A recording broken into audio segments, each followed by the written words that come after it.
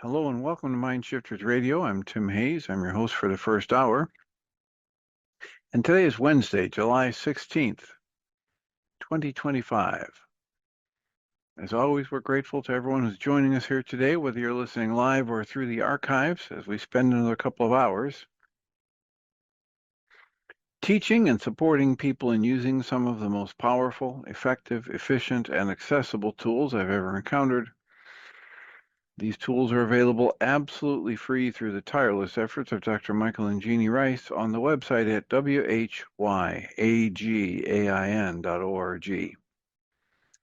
If you go to that website and click on the two words that say Start Here in the upper left-hand corner, it will take you to a page where you can download and read Chapter 24 of Dr. Michael Rice's book. His book is titled, Why Is This Happening to Me Again? And that chapter of the book contains a narrative description and explanation of the primary tool in this work. That tool is called the Reality Management Worksheet, sometimes called the Reality Management Wake-Up Sheet. And it's a tool I've been using to great effect for over 20 years now to improve the quality of my life and most of my relationships, and to turn any negative emotional experience I have into part of the infallible guidance system that each and every one of us has been given. You can also download the actual worksheet process itself. It's a simple PDF file. Click the link, download it, print it off, copy it as often as you'd like, and use it over and over again absolutely free. You can also download a whole host of audio files of shows just like this one, where people have been stepped through the worksheet process.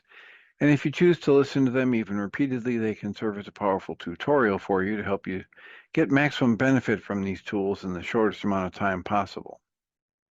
We hope people do all of that soon and often, primarily because it tends to improve the quality of people's lives the more they actively apply these tools in their lives, and secondarily because it tends to prompt comments, questions, answers, and testimonials. If you have any of those to share with us, we would appreciate you doing so. You can email me at tjh@mindshifters-academy.org, or you can email Jeannie at jeanie@yagain.org. That's whyagain.org.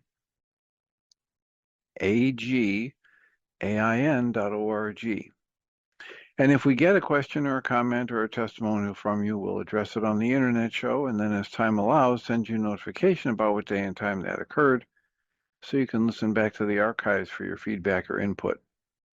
And we greatly appreciate whenever anybody does that, because it makes it infinitely easier for us to live into our intention with this work. The intention we have with this work is to be a service, and that is just so much easier to do when we know how these things are landing for you. So what's on your mind today? How can we support you?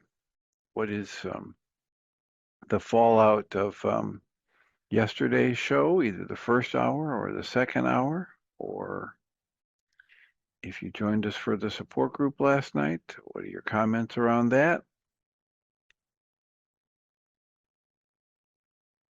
Fascinating to me how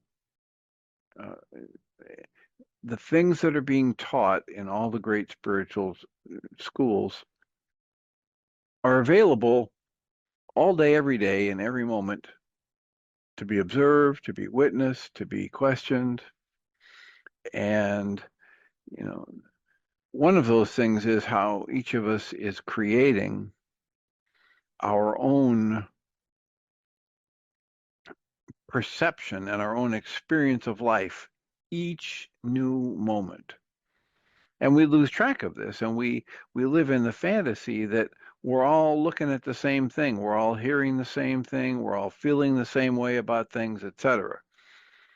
But it's just it's a blatant error, and it's a complete fantasy to assume that you're perceiving things exactly the same way as everybody else is perceiving them. It's just not the way it works. And one of the most poignant examples of that happens on a regular basis when we're in the support group and we're putting on a video or an audio of one of our favorite teachers, and just buckle up and listen to the reactions, because some people really like certain teachers and other people really dislike certain teachers, and some people don't like it when they feel an energy coming off of someone that they can identify as yelling or being in anger or frustration, and other people love that. Oh, this is a great motivational speech. That guy really made me want to get up and change my ways. So this fundamental truth that we literally have been conditioned out of believing or we ignore, the fundamental truth is no one's living the life we're living. No one sees the world exactly the way you see the world. And there is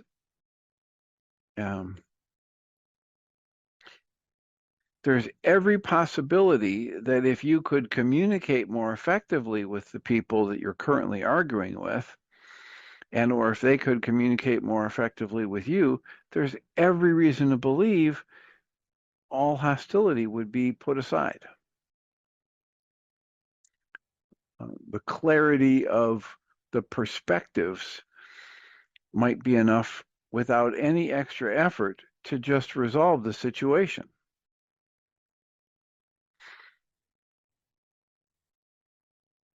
And, we have people that don't see the eye to eye with each other in the support group on a regular basis. They don't see eye to eye with some of these teachings. We had somebody on the in the support group last night who was saying, I don't see it. I don't think it works that way. I don't think that what you're teaching is valid in that way. And my response, as is usual in situations like that, was, okay. I don't have any intention to refute what the person is saying. I don't have any intention of arguing with them. I've stated as clearly as I can what the teaching is or what the observation is that's available. And if that other person chooses a different meaning for what they're experiencing or chooses a different interpretation of the potential and the impact, etc., that's up to them.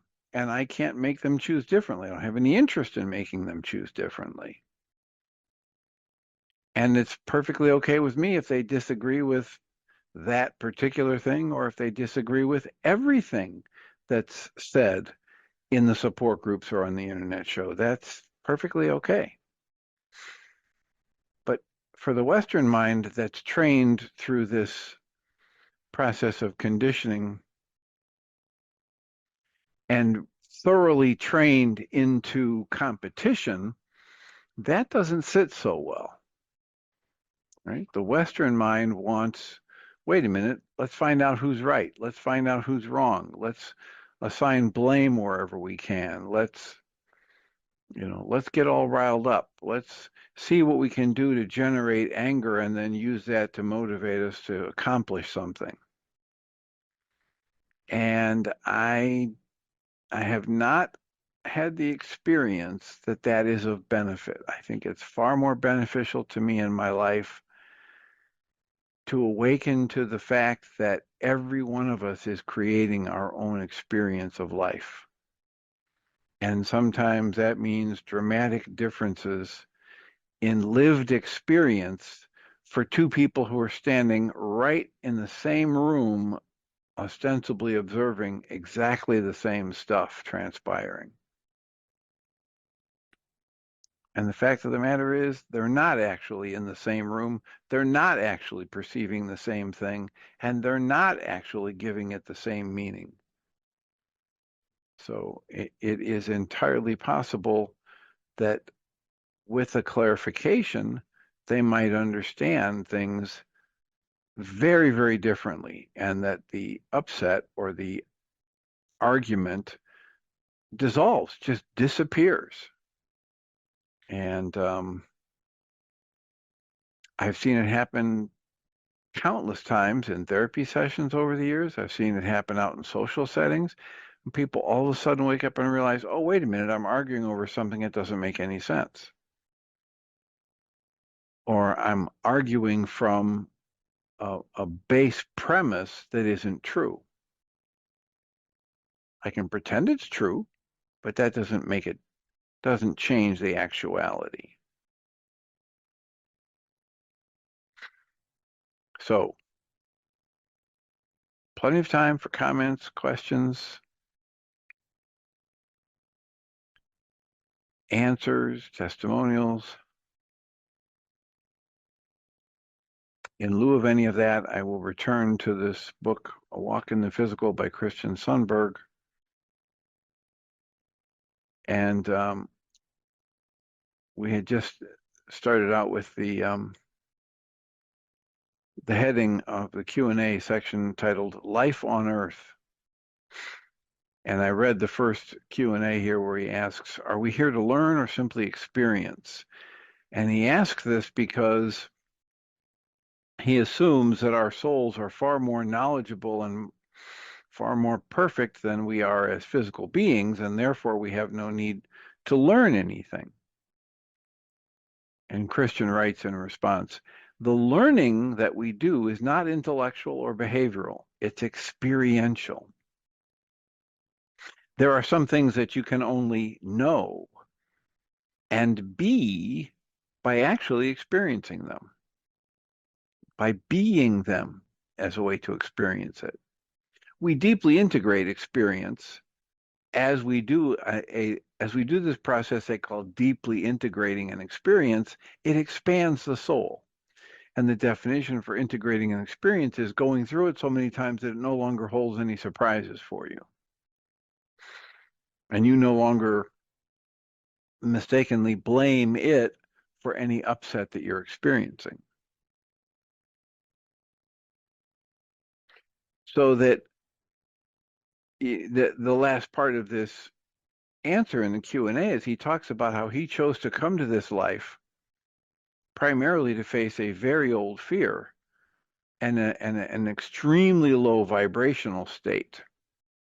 And he came here to encounter that on purpose so that getting through it, integrating through it, being able to hold this conscious awareness of his true nature as love and creation expressing in form, that when he would do that, it would bring great power and joy and unfathomable beauty to the world and to himself. The next Q&A here is many near-death experiencers speak of telepathy. But now I'm hearing that we all have telepathy. Why aren't we using it? Is it too difficult? What's the deal with telepathy? And Christian writes, when we come to experience this local universe, we are bound by the constraints of being human. They include the constraints of the veil, which means a limited memory, and the human biology. Technically, though, one's consciousness always remains with its native capacity. And so basically, telepathic communication is still possible, though most humans are generally exclusively focused on this dense world, this dense experience we have with the energy of this world that we call the physical objects and thoughts. And so because that is so dense and so prominent for us, conscious telepathy is not common here, whereas it's very common in other realms. The next question is, many near-death experiencers talk about the importance of love. If we plan before coming to Earth to engage in painful or even potentially harmful scenarios, why do we bother with compassion, kindness, gentleness, patience, and love? Why do we go through the trouble of such choice making if our true nature is already love? Why practice love at all? Christian says the short answer is joy is wonderful. So the expansion of being, which is an ultimate expansion of joy and love, is its own reward. In other words, the expansion of potentials through the choice making, even if it's difficult choice making, yields its own fruit. Love, compassion, kindness, all these things These are words we use to express our true nature, right? And as created beings, we have this urge to expand our true nature.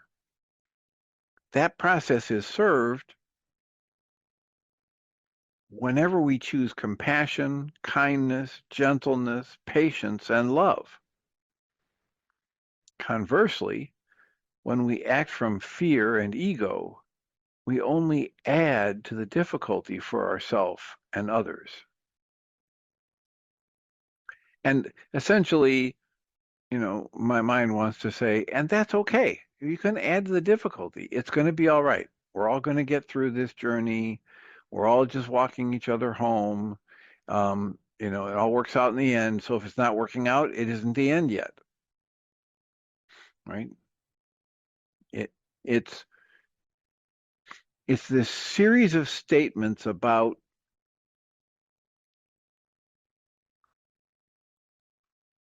how life will eventually work out that don't seem to make any sense to our conscious logical mind, but that's got to be okay because the conscious logical mind is so tiny and limited compared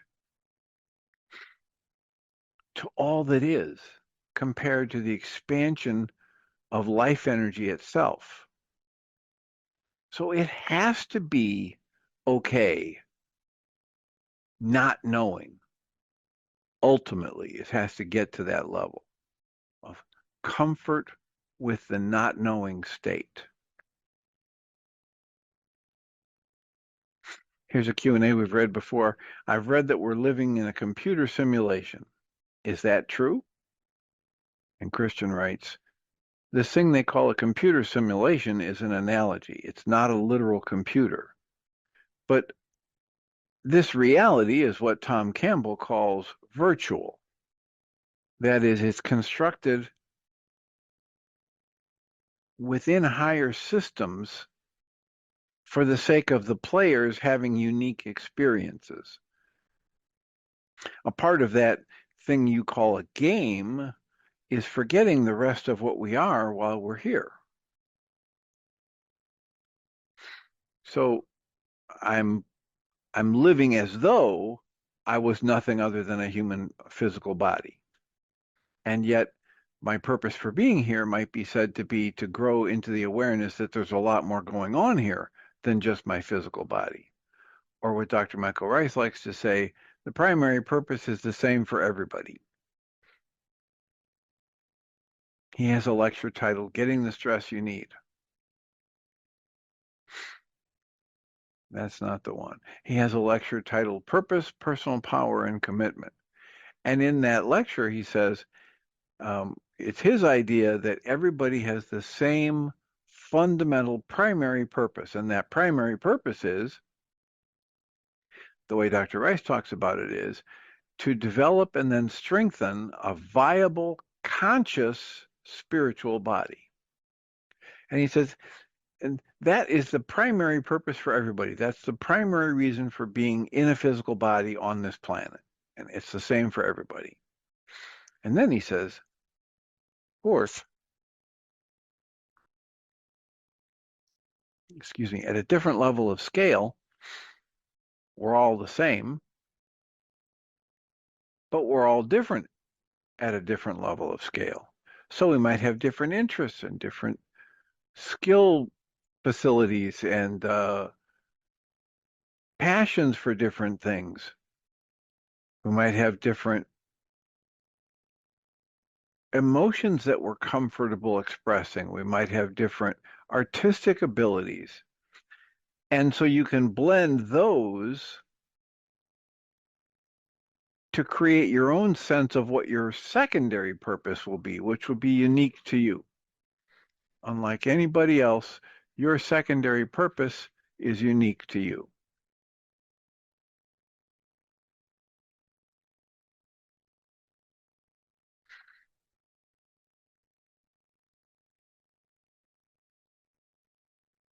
So here's another Q&A. Are negative emotions derived from consciousness itself only? And Christian writes, no, bodily emotion occurs biochemically. The consciousness then has to deal with that. It has to wield intent. It has to make choices based on the new constraints, etc. For instance, if you have depression in the form of low serotonin, the entire world will seem gray or sad. However, also note that biochemical emotion arises not just from the physical things like your diet and the genetics and the state of health, the sunlight you're exposed to and nutrition, etc., but it also comes from the conscious content, which includes your intent and your choice making and other aspects of the self that are arising that might give off, lead you down the path of fear, etc. And how all of that consciousness is utilizing or interacting with the local personality's mind structures. So it's a complex web of things that lead to depression or lead to negative thoughts that some might call depression. He writes, the body and its emotions are highly responsive to consciousness. So consciousness is generally more responsible than we might think. So if I can move myself into the position of observation and I can question for myself with sincerity and depth and presence, I can see things differently and I'll feel a shift in my energy system. So it's not just my thoughts that lead to anger or fear or sadness, and yet my choice of where I focus my mind energy and which thoughts I focus on as true is a primary factor in this overall resolution. The next question he puts is, I don't like not remembering. Why do we have to have this veil of forgetfulness when we come here from the non-physical? And Christian writes, here are 4 pertinent comments. The first one is the veil permits us to focus down, he puts it in quotes, down fully into this human experience. You couldn't very well have the full experience of going to work and using the bathroom and all of that if you knew that you were all of everything, if you were the same as the sun, if you knew and you remembered everything about the flow of life and creation from the Big Bang onward. The second point he makes is that the veil prevents very painful homesickness. If this experience of the bliss state in the non-physical is even half of what the teachings say it is, if we remembered how blissful it was, we would just do nothing as we were in the physical other than craving returning to the non-physical. So it prevents that very painful homesickness when we have this forgetfulness. The next point he makes is the veil permits new self-discovery free from past identities. And in that sense, the veil ends up being an additive factor, not subtractive. So if I go into the veil of forgetfulness, I can have an experience of myself as Tim Hayes, a licensed clinical psychologist in Northern Illinois, etc. Whereas that in all of my lifetimes, in all of my experience on this planet and other planes, I've never been Tim Hayes, the licensed clinical psychologist living in Northern Illinois. So it gives me a chance to do something brand new, to extend this learning that we're talking about that comes from living this direct experience of life and do it in new ways because of the gift of, or the tool of forgetfulness.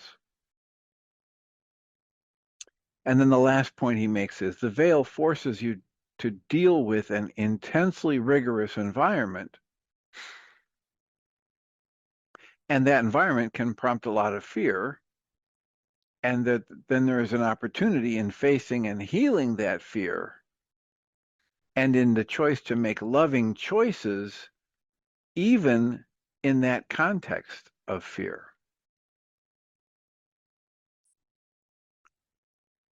The next question he asks is, how seriously do we need to take life?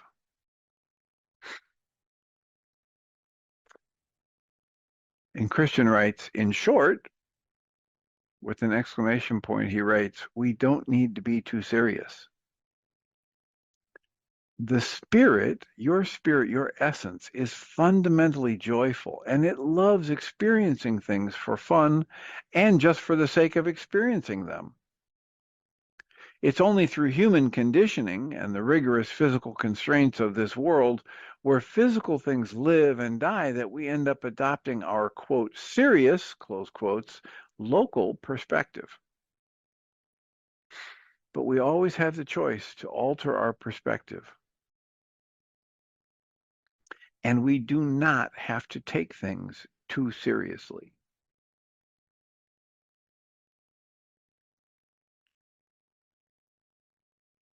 I think the Way of Mastery is unique in the books I've read on topics like this because it talks so much about joy and playfulness and how the creator creates lovingly, joyfully, playfully, always with great fun and always with great play.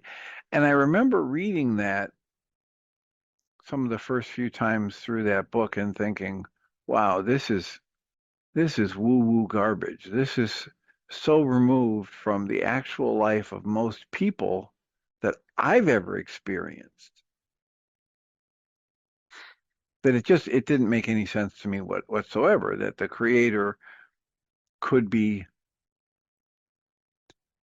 focused on joy, focused on playfulness, focused on just expanding and extending life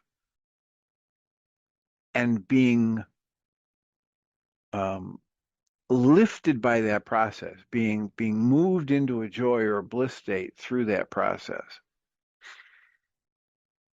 And yet it's all through the book. And the more I've read it, the more I've come to learn in terms of what I'm doing to my own life experience with my thoughts.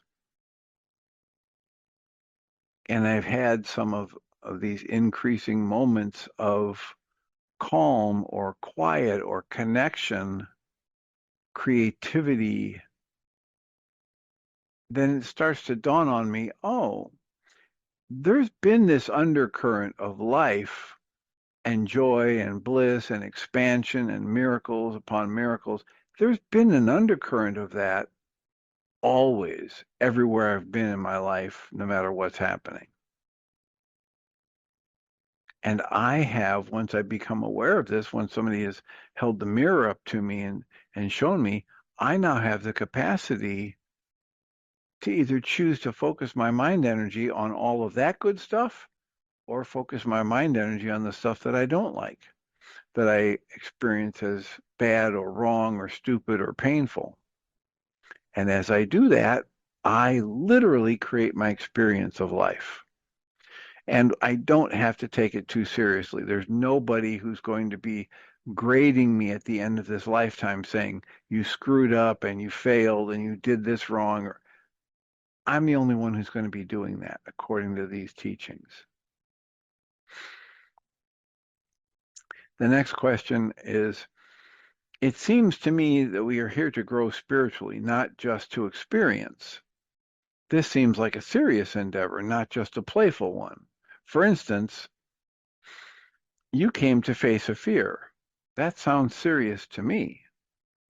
And Christian writes, there are different levels here. On the most fundamental level, even my choice to come and face an extremely challenging fear was not one that was done out of seriousness. It was done out of excitement and joy. However, living here as humans, it can indeed be important for us to be focused and to try hard. Sometimes the word serious to us just means trying and focused. Attributes that are indeed often useful, even critical for us to fulfill our intentions here in the physical realm. Loving intent can and does operate through many different perspectives, many different actions, many different objects, and even moods. Even this loving intent can operate through seriousness. It can do that even as it transcends them all, and even as simultaneously, fundamentally speaking, nothing is ever wrong and nothing needs to be taken too seriously.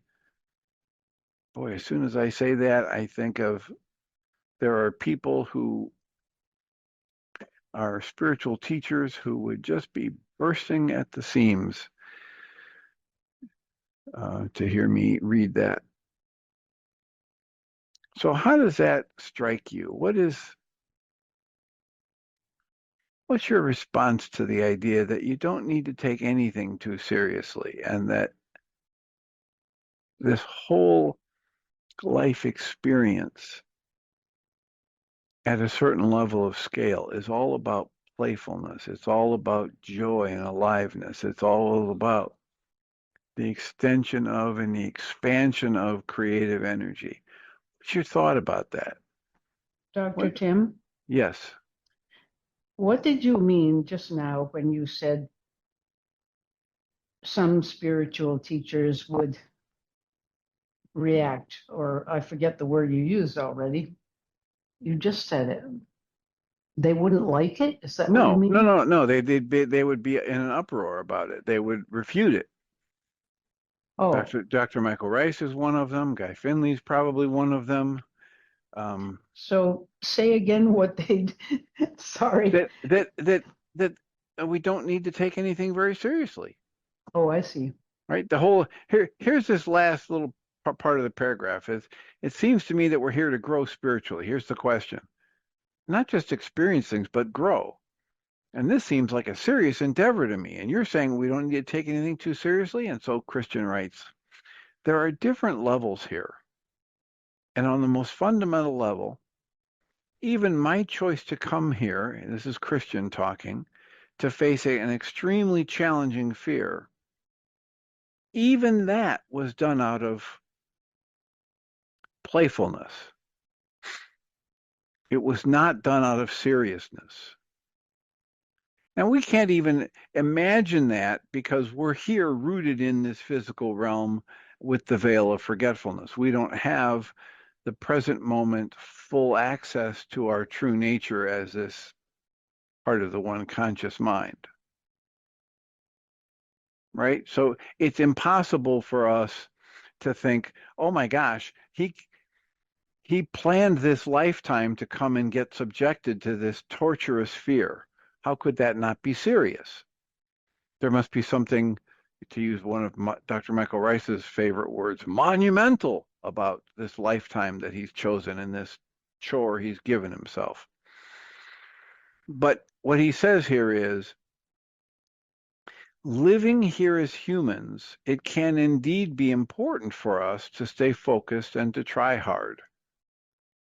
Sometimes the word serious to us as we talk about this just means trying or focused. These are attributes that are indeed often useful or critical for us to fulfill our intention while we're here in the physical.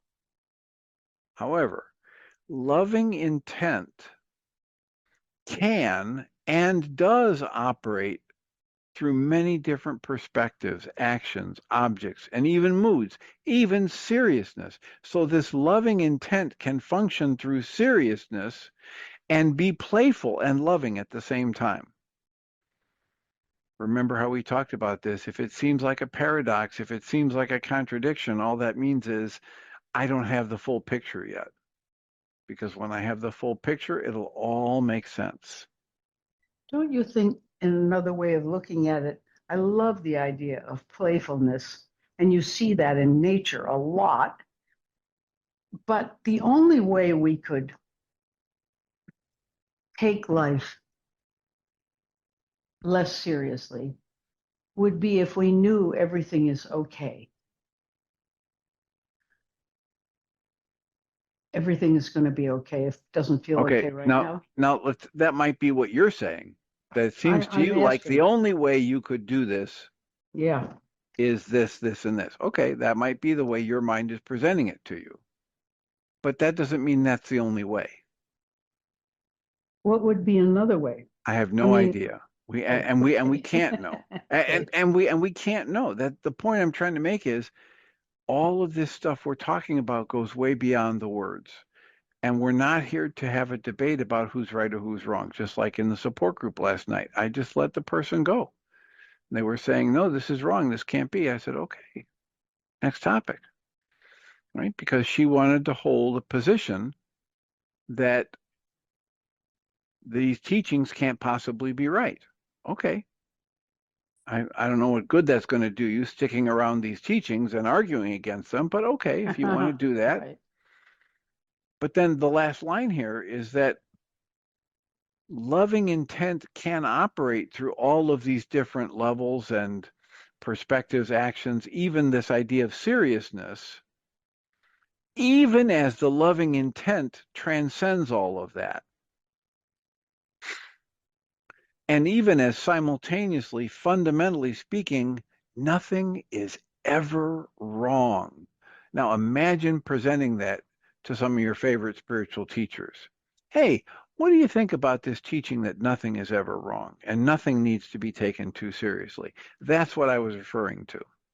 Mm-hmm. There have been a number of times in the past month or two where somebody has said something to Michael Rice about what had been said in the first hour of these internet shows, and his gut response was a very quick, I don't agree with that. A real sharp, harsh, I wouldn't say that. Okay. And that's what I'm pointing to, right? So find your own level of comfort, but the invitation with this work is to experiment more with the playfulness, more with how it feels for you to detach from the seriousness, which is always your option, right? You always have the choice. What are you going to pour your mind energy into? And as Michael Rice would point out to you, your mind energy is a creative force. Nothing needs to be taken too seriously. Nothing's really wrong. You don't have to get off your duff. You don't have to get busy and hurry up.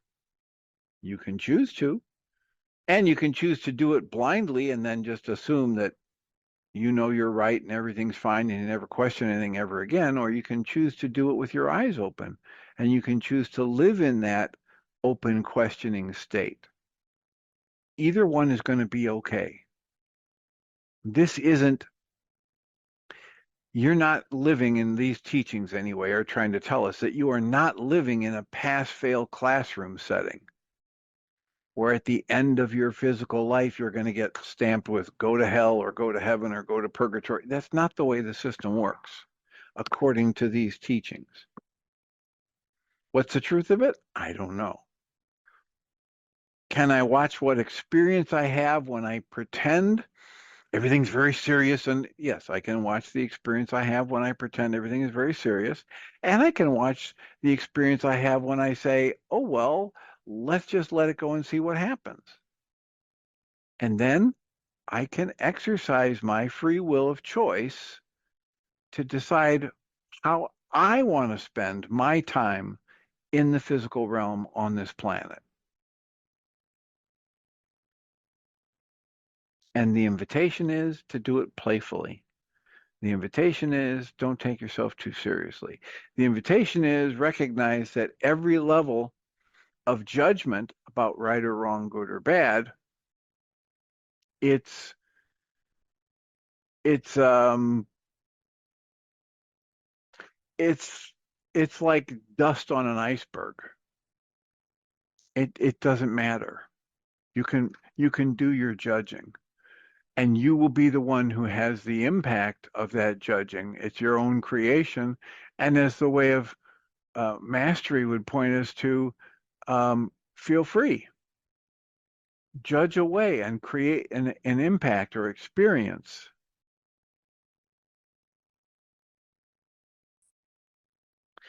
Don is texting me. He's also on the call, but he's texting me about NPR, National Public Radio, is doing a remembrance of the poet Andrea Gibson. So you can find that on NPR. He sent me a link to it.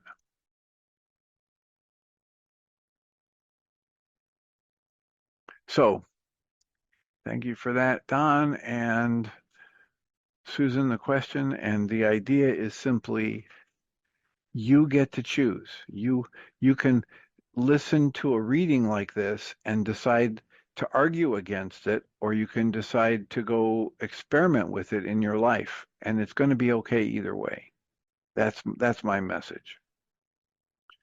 And I'm routinely kind of banging the gong about really tuning into, paying attention to what we create when we choose for judgment, when we choose for fear, when we choose for negativity. And anybody who says, hey, this is really important. Hey, this is serious business here. Hey, that person is opting to use their mind energy to generate fear. And the invitation in this work is to just notice how that feels. Do you like it? Do you prefer it? If so, you can do more of it. If not, you can do a lot less of it. Or you can move to the position eventually where you don't do it anymore at all, where you never take yourself seriously, where you never believe that your thoughts about a thing are the same as the thing, where you never roll yourself up into a ball trying to hide from life. You're just out there breathing wide open, allowing the flow of life to move in, through, as, and around you. And in that, you transcend it and you appreciate it more deeply and just play with it. That's the invitation.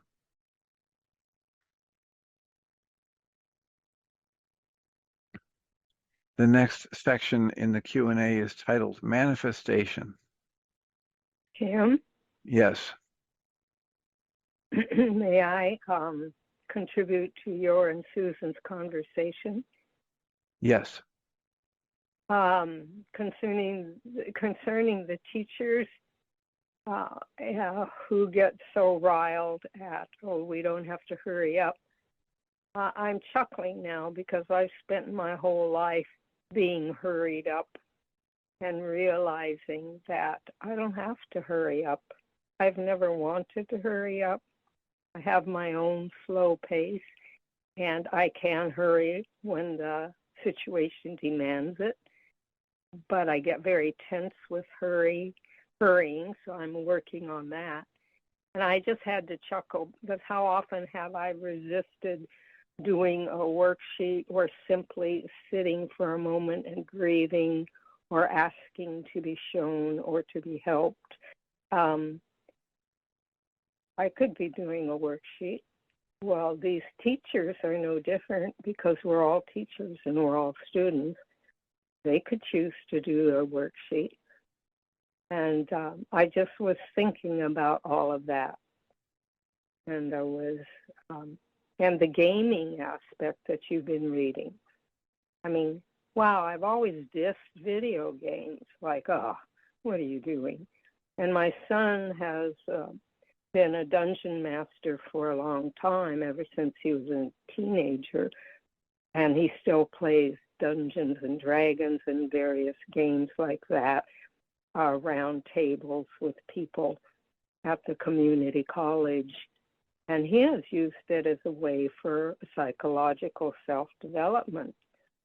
And I went, whoa, what if we were to see this all as a video game that we're choosing to play? Wouldn't it be more fun? And I'm looking at that for me because, you know, I've been all work and no play all my life. I'm saying, well, it's a late start, but why not now? Why not here? So I thought I'd share that. And All right. I'm writing one of the members in our support group, and it's just very strange. I'm emailing this person, and I'd love to share what I'd written because it's very short, and I think it segues very nicely. into what you and Susan were talking about. And I just wondered if that would be acceptable to do. For you to read what you wrote to somebody else in an email? Yeah, that I'm not, and not identify the person, but also As long as it's just about you. As long as it's not about the other person, but it's only about you, then you feel free to share it. If it's about somebody else, I would just encourage you to let them share it. Okay, it's about us. It's not one or the other. So I will defer to your call.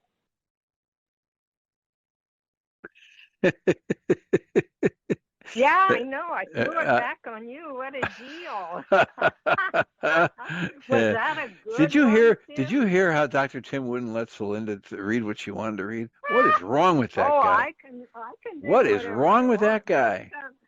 Sometimes I just defer to what I consider your wisdom. Not that I don't have wisdom, but I'm asking to be shown or for some help. Let me look at it for real quick while we're on here. It says, I mentioned to this person how I very often have the same identification with other people's experiences. In fact, I felt that way about the support group last night. It says, I can hear everybody's position. I walked that one. I may still be walking that one. And then I just said, we all grow. What I said was I identify with the questions and comments as I still experience or have experienced them in my own past. We all grow and experience in unique ways and time frames.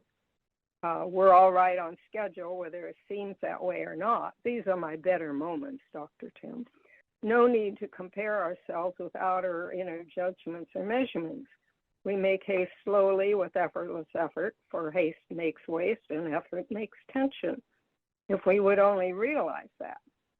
No shoulds, rather just coulds and possibilities dependent on our self-trust and willingness.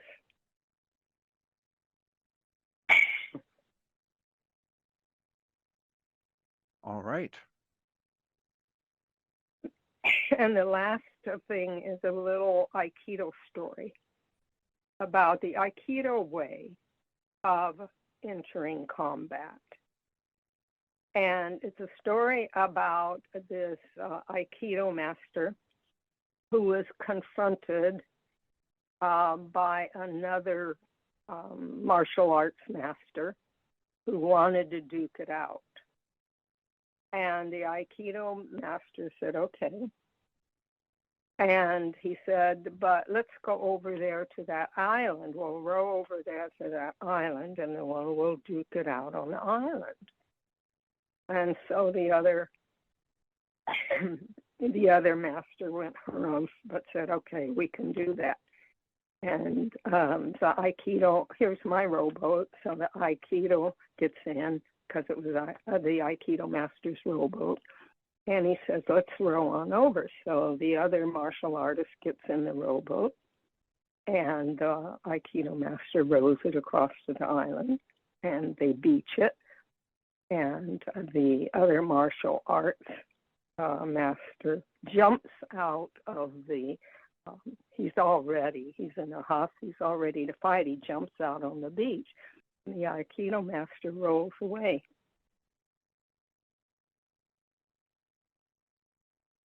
That's my version of God's okay. Yep, there you go. A little nastier, but So it's okay. It's all right. it's got a little dig in there that we strand somebody on an island, but yeah, essentially it's avoiding, it's putting down your end of the rope for a tug of war. Yes, that's one way to do it. Well, I can imagine the master went back eventually and got the guy, or somebody had someone else go back and get him. Maybe that would be the safer way. But I just love that story, so I thought I'd share it with you. All right, thank you. If I could only learn it. Thank you, sir. If you could only learn what? that story. If I could only realize that story. For me and if I get myself into a tussle with someone. Yeah, or particularly those I love the most. Well, and I'm trying to direct you to yourself, so that this very same process works with your own negative self-talk, just like it would work with the Aikido master. It doesn't matter. It's all smoke and mirrors. Whether I'm in a tizzy and I'm in depression within my own head, or I think, I'm yelling and screaming at somebody because they aren't getting it right and they aren't doing it my way, whatever it is. Or this same approach, right. with this same approach, I could wake up and say, oh, look how silly you're being, Tim, yelling at yourself or bad-mouthing yourself for that error, or labeling that thing that just happened as a horrible mistake or error. And I can be I can take the same God answer, the okay, all's okay, it's all okay. I can apply that to every thought in my head, neutral, positive, negative, whether it's about something in my own mind or something with somebody else. That's sweet. I really appreciate you directing it back on me.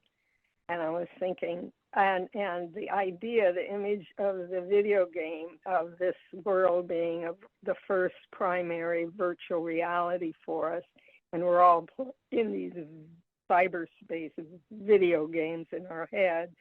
That's sweet. I really appreciate that. Yeah. And I wrote those words on purpose in that email because I wanted to hear them.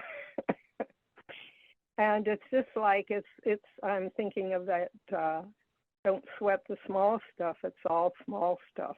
That too. Yep.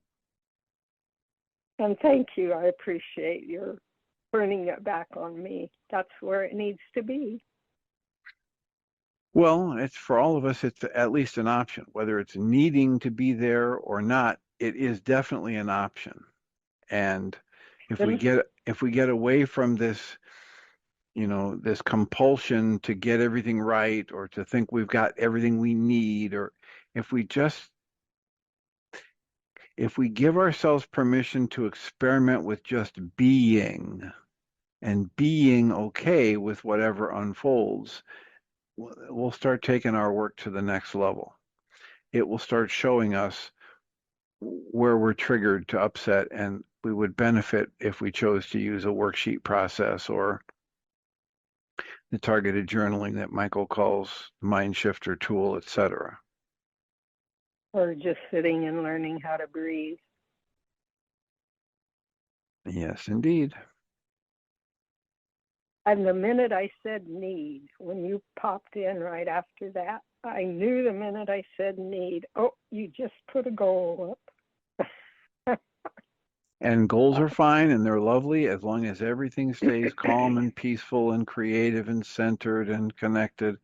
But when it goes sideways in its energy to the tightness or the tension or the negativity or the resistance, now I've got an option.